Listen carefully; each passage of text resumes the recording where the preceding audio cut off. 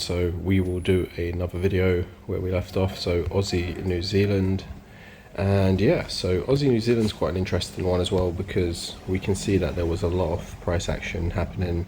It's one of those pairs that just relentlessly just moves. So it's one of them pairs where you could potentially be looking for a short a lot of the time recently, and then it just keeps extending higher, and we've seen it time and time again. So just kind of looking at the recent price action, what we can see over here is obviously price then tapped into these areas and then eventually shorted to the downside. So if we look at that closely, what we can see is how price has actually got there. So when price originally rejected from this area, it failed to continue higher and then left this. It dropped off, came back up, retested this area, sold off, and then failed to continue here. Wasn't really showing the best continuation, failed to continue, and then came up, moved higher, and then eventually retested that area. Once it retested that area, we then sold off again, retested the low, came back up, squeezed higher, retested one of these levels here, pushed, gave a continuation, pushed up higher, retested that whole area there, which is quite an interesting area. And then at that point there, we had the real nice sell-off. So what happened was we pushed, we then created continuation, we broke that low, created another continuation just above that low there, sold off, came back, retested that area, and then had a sharp sell-off.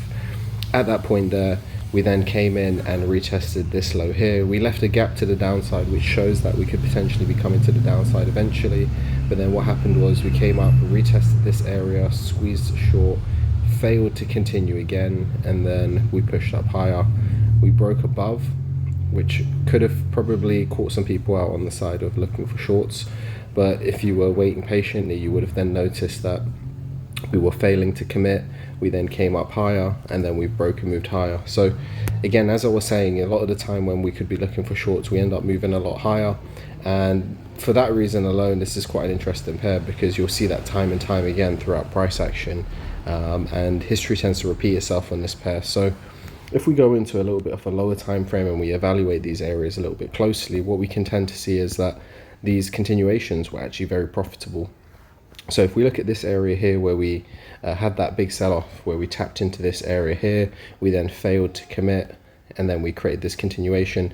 There was a trade in here as well, but because it was overall part of this, we may have potentially not taken that trade, and then we came in and tested that low there, and then we had this where again it was a little bit more of a trickier trade to take because we were on the low. But then as we broke the low, we then came in, squeezed higher, and then we squeezed into this, and then we sold off again.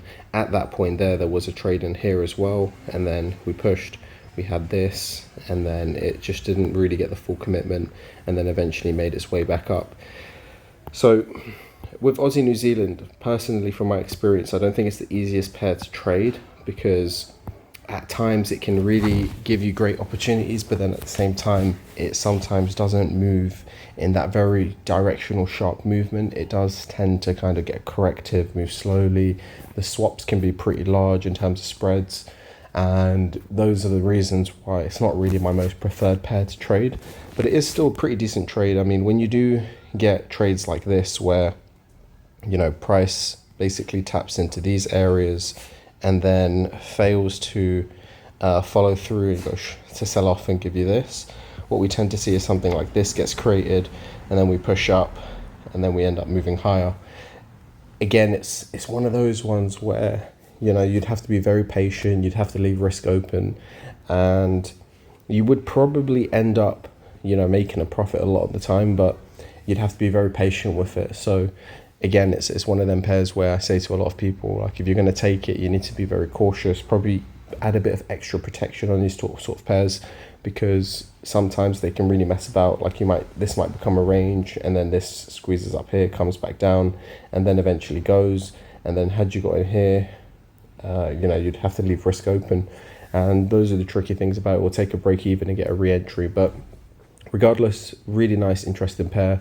And a lot of good price action across the board on pairs like this. It's just, you know, it's not the most preferred pair.